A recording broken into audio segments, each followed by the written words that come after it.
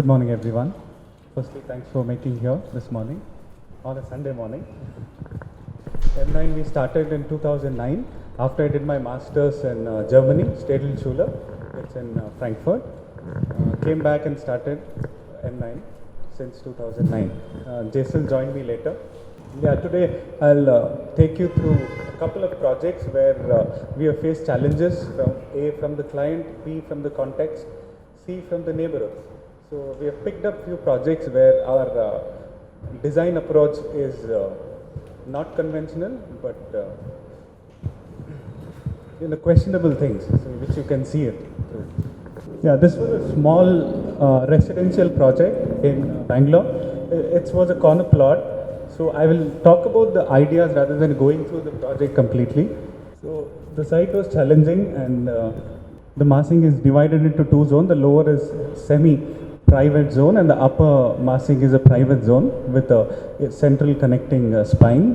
Basically here the question was the window typology, where a conventional window is having a chajja in Indian context, where you see to protect from the rain. So here the first step towards design approach was we went with a ribbon window throughout the house, and next parameters for making it the chajja part of the system was we made the window a three-dimensional window. So what is three-dimensional? By doing that, you get spaces like you see the floor plate, folding down, and here this becomes folded inside. That naturally creates a sajja here. And next question is what happens to the interior space? So that, for example, in the main entrance on the other side, there is a playful ramp there where kids sit and then enjoy the space. And the same thing inside becomes a shoe rack. So that's, it's not an interior element which comes in later, but it's embedded in the whole three-dimensional wall. So this is the utility space where the depth becomes a small space extended from the kitchen.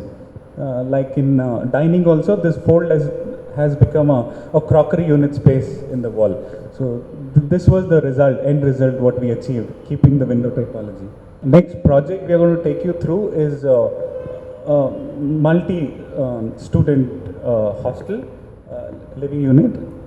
Here the context made us question the whole design solution. Like here the site was surrounded by three-sided road and the front was facing the crematory.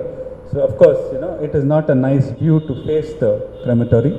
And since it's in the neighborhood, so we had to work on an introvert sort of a plan where you have a huge courtyard in the center, which becomes a interactive place for the students in the hostel, which you see, and it's well lit by the skylit, which you see here in this image. Yeah, again you see the courtyard where the bridges of the corridor space is overlooking, and it's well lit by natural light throughout from above. This is the view of the courtyard. Again, the view outside was not pleasing, and inside it was facing each other, like what you see here. So the whole window couldn't be a conventional window with a front edge open. So we worked on a projection, and that in turn becomes a pocket space for individual to have their own sort of personal space, yet not disturbing the context. And this is what you see, the niche. We made sure by providing the vertical thin slits to get the natural light in, and ventilation was happening on either side. This is how it looks in the day, and this was done 6 years back. Even today if you go, it's exactly like that. So even there is a privacy between the passerby and the hostel students who are staying there.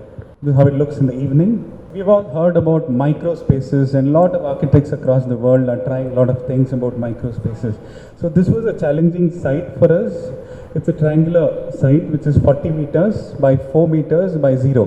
So it's a triangle of facing the garden. So it was a challenging thing for us to work around. It's for a young couple, which is having split into 3 floors, which you don't eventually feel from outside.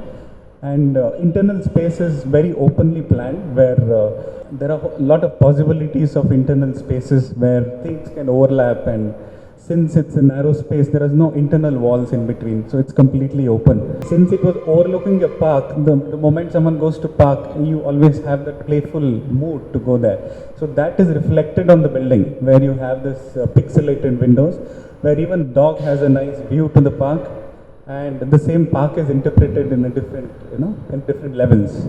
This is the wider side, 4 meters, and this is 40 meters, and that's 0. The utility part was always occupied on the narrow side, and the services part, and private areas like bigger spaces like bedrooms and living rooms were organized in the wider side, and the center part was the circulation.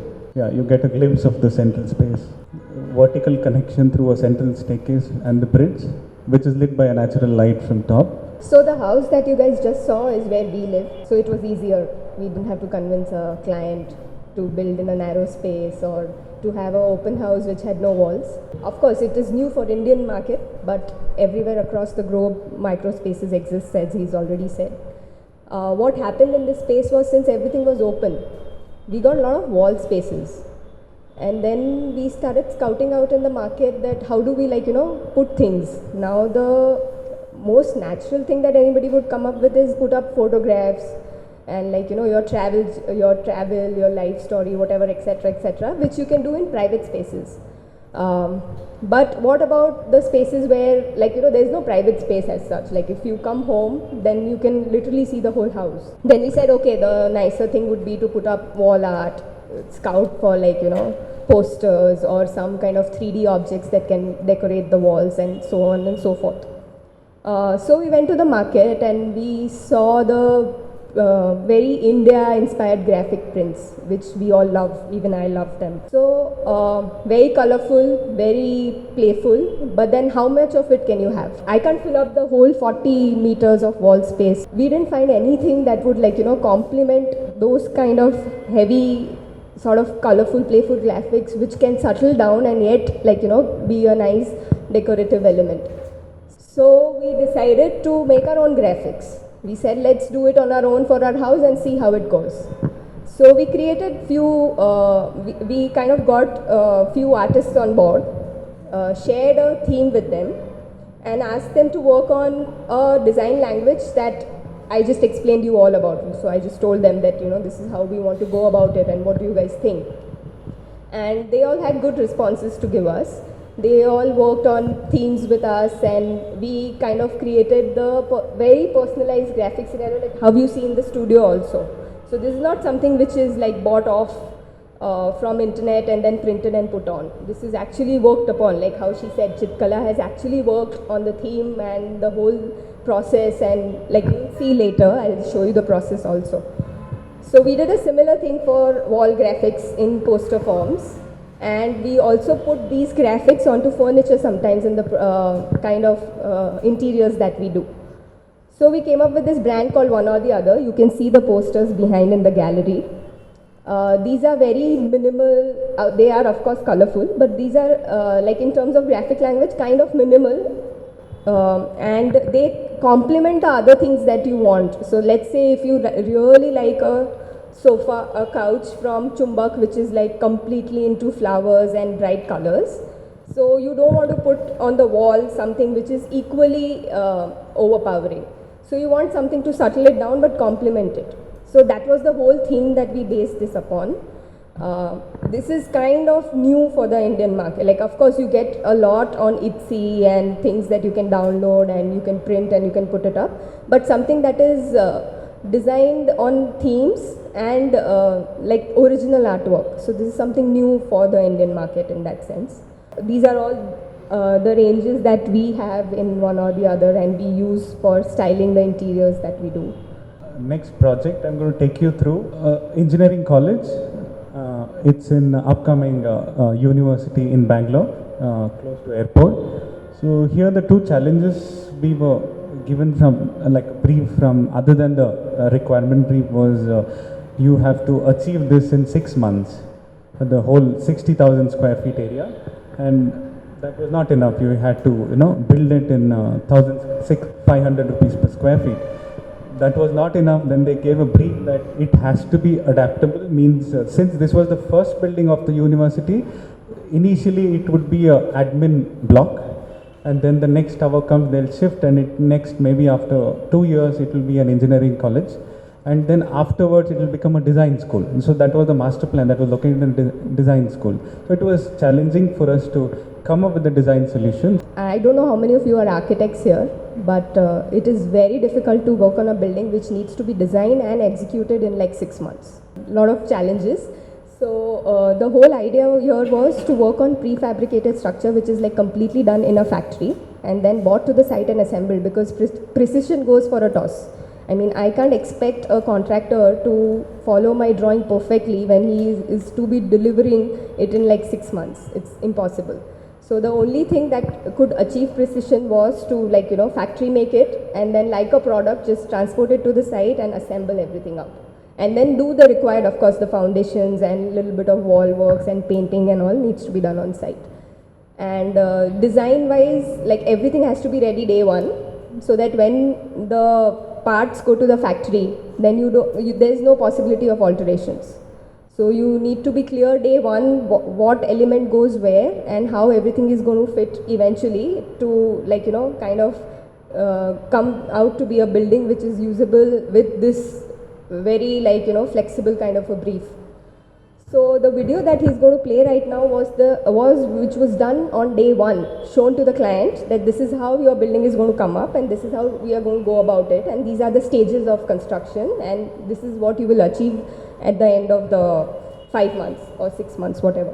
Mostly everything was taken care in the factory, and it was a bolt nut system, so it was quite easy to come and fit it in at site. We did a lot of calculation where the wastage is very less. Of course there were wastage that was strategically used in the service areas where the welding is visible, but that's part of the which can be enclosed. So basically everything is clean. So this is the view what she was talking about. We made sure this whole 3D was done day one before we started off. That's why we could achieve the quality, which was most important for us. Given 6 months, we can't compromise on quality. This is the central vertical system connecting the corridor of the classrooms on either side.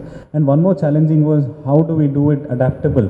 Like the whole structure is made sure that the central walls are non-load bearing. So we did a lot of calculations and mock-ups in the workshop to come up with a solution. So what I show you now is the end product. This photo we have taken after 2 years. So we can say it's clean and... Just because the trees didn't grow, the shrubs didn't grow enough to take a nice picture. So we went 2 years later so that everything is grown around it and looks a little pretty. And when we took the pictures, this is a hostel now. So a year back it was an admin block, today it's hostel. So lot of systems are there in the design where it blends in whatever happens behind. They're like a double skin facade where not only it acts as a, to protect from rain, and there is a corridor space here to clean the windows. So it's very, taken care by itself. And second is no matter what happens inside, it's not visible from outside. Yeah, this was the first 5 months, how it happened. First, second, and the 6th month was the finishing. This is the front elevation. This play of facade was influenced by immediate surrounding, which has a lot of hills around. At the same time, it made sure that the classrooms have an uninterrupted view of the landscape. So these double-light spaces you see are like a gathering space for students to spill out to the sports area on the north side and to the cafeteria on the south side. This is how it looks actually after 2 years. You can see. This is the gathering space on either side and a central tree-like structure which supports the staircase on either side. And now this gathering space has become a sports area for the hostel students. We made sure we kept it lighter, the staircase, to have a visual connectivity between the two. Coming to the space where we are sitting here. So this was a disused attic space next to Mysore Sandal Soap Factory. So this space was catching us we were passing by. Previously we were working on the other part of Bangalore. So we found this interesting unused space. So we approached the client and then it had a commercial value. So he was happy to do it. This is how it looked the day one. In the design development, of course, we made sure the structure what you see is inspired from the trees around. Yeah, the whole design approach was we wanted to be true to the material in itself. So like steel is in natural forms, which you see there is no sandwich of materials to hide the original material. So everything in itself is the original material. So we have the steel we have used for the structure. There are two types of flooring, which was finished in a conventional way. This is cement tiles, which you see, and the IPS, very finished in a conventional Indian way. That's Chitkala, working on, we had a friend who worked on the illustrations. This is the process of illustration work on the space. Yeah, even the furnitures is all pre-laminated board. So it's again, there is no, as I said, there is no another material added. So all this materials comes together. This is what this space feels like. So basically we had no money to make the studio. And we learned from the previous project of the engineering college that we did, that for that kind of a brief where we had to finish the building really quickly, we didn't have an option where we could hide the steel members or anything. That is what is conventionally done in India, by the way. They make a steel structure and they hide it, they make it look like a wall. So you don't come to know. So we kept everything exposed, and we used the materials which are the cheapest possible. Like IPS is just mixing of cement, and you just need to pay for labor. So there is no high fundu material involved in doing this. Pre-laminated boards, everyone knows, it's the most ugliest possible thing, but it's the cheapest. And that is why it is used in a certain way in the market. We got all these cheap materials because that is what we could afford. We put it together in a way that it kind of like, creates a mood. Because end of the day, you don't want it to be looking like furniture bought from China. People just sitting and trying to do something and talking about creative stuff and changing the way the design is done in India. Like if somebody would walk into this office, they would not believe us. That okay, your talks are big, but what about the real thing? So we also wanted to maintain that balance. And that's why what you see here is all very, very cheap, very easily available in the market, but put together in a way that it kind of looks a little different is what we feel. And creates a mood, and also kind of like, sends out a message to anybody walking in that listen, we are here for serious business. And when we talk, we know how to do it. So addressing the theme, pioneers. Like basically we didn't talk about it much, but all the projects that we showed you was something that was not normal, like something which was addressed in this which was not happening, or if it is happening, then it is happening at a very low-lying area and it's not come to the forefront as yet. Of course there might be designers who are addressing it. There are architects of our generation who are definitely working towards these kind of ideas and showing these kind of things, trying to educate the client, get it done in a different way and stuff like that. But things don't come to the foreground that easily. So we wanted to use this platform and the theme pioneers in that way to like, kind of address that, like, the house is not a normal house, a hostel is not a normal hostel. So that is breaking. But yeah, this was the whole idea behind putting up few projects together and talking about what we do.